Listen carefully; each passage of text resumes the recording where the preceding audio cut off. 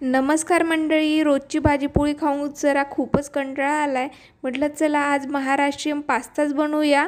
त्याच्यासाठी मी आज महाराष्ट्रातील पारंपरिक पण ग्रामीण भागात प्रचलित असलेली ही पौष्टिक डिश आज माझ्या किचनमध्ये बनवते आहे.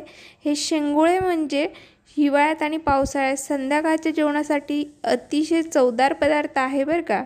ही डिश माझी तर फेवरेट आहे.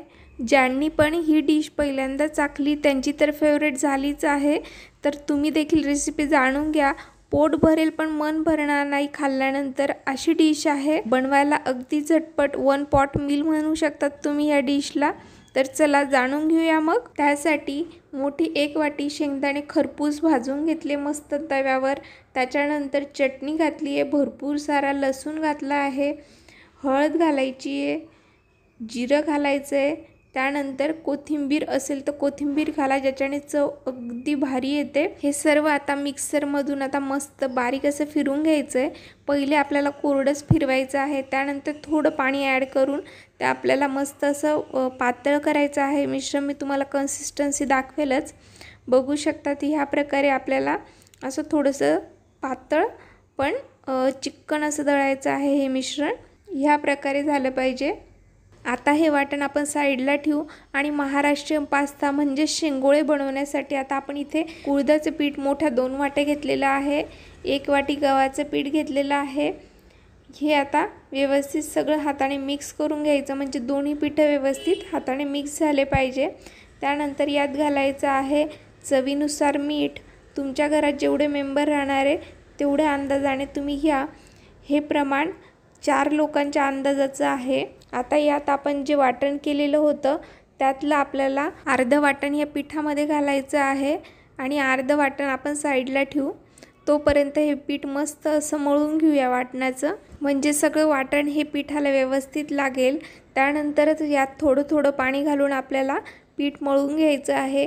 हे पीठ मळताना या पिठाची कन्सिस्टन्सी आपल्याला एकदम पातळ पण ठेवायची नाही आहे आणि एकदम कडक पण मळायचं नाही आहे पीठ.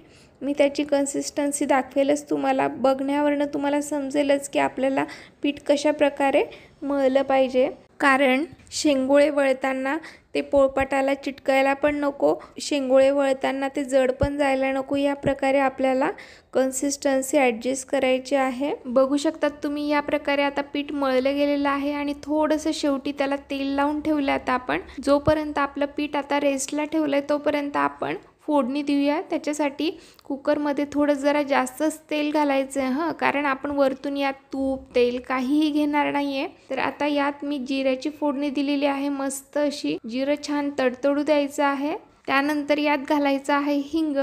हिंग पण व्यवस्थित आता परतून घेऊया आपण तेलामध्ये, म्हणजे त्याचा मस्त असा स्वाद आपल्या फोडणीमध्ये उतरेल. त्यानंतर यात घालायचं आहे जे आपण वाटण केलेलं मिश्रण होतं त्यात थोडं पाणी अजून जास्त घालून घेतलेलं आहे आणि ते वाटण घालायचं आहे, म्हणजे आपले शेंगोळे त्यात पूर्ण शिजले पाहिजे असं आपल्याला पाणी घालायचं आहे.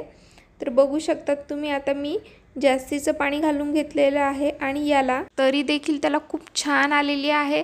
त्याच्यामुळेच म्हटली होती मी की तेल जास्त घाला आणि थोडं जिरं देखील जास्त घालायचं आहे. चवीनुसार मीठ ॲड करून आता या वाटणाच्या फोडणीला आपण मस्त अशी उकळी येऊ देऊ.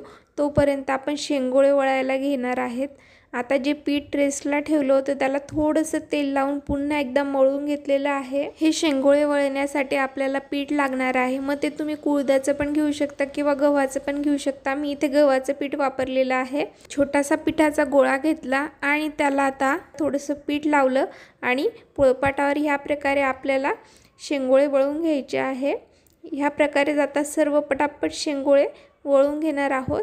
वळायला थोडा टाईम लागतो पण बनवायला देखील खूप मजा येते. माझ्या धवलने देखील त्या दिवशी खूपच एन्जॉय केलं हे शेंगोळे बनवण्यासाठी.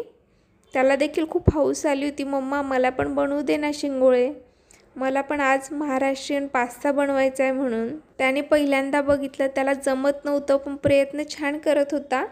या प्रकारे जातात सर्व शेंगोळे करून एका डिशमध्ये ठेवत होती आणि जे आपण वाटणाची फोडणी दिलेली होती त्याला उकळी यायची वाट बघत होती। तोपर्यंत बाकी सर्व शेंगोळे पटापट वळून घेतले। जशी की त्या वाटणाला फोडणी आली त्यात वळलेले सर्व शेंगोळे थोडे सोडले। बघू शकतात अगदी थोडे सोडायचे आहेत। ते दिसताना जरी एकमेकांना चिकटलेले दिसत आहेत पण ते जेव्हा आपण फोडणीमध्ये घालतो तेव्हा ते आपोआप वेगवेगळे होतात। सर्व शेंगोळे फोडणीत घातले गेल्यानंतर चमच्याने चाळून घ्यायचे आहे, पण चमच्याने चाळताना चमच्याची जो मागची साईड असते त्याच्याने शेंगोळे चाळून घ्यायचे आणि कुकरच्या 2 शिट्ट्या करून झाल्यानंतर हे शेंगोळे गरमच सर्व करायला घ्या, कारण रिमझिम पावसात आणि गुलाबी थंडीत हे मस्त गरम तोंडाची अधिकच चव वाढवतात। तुम्ही देखील एकदा खाल्ल्यानंतर याची चव विसरणार नाही, तर ही रेसिपी एकदा नक्की ट्राय करून बघा। व्हिडिओ आवडल्यास लाईक करायला विसरू नका। शेवटपर्यंत व्हिडिओ पाहिल्याबद्दल तुमचे खूप धन्यवाद।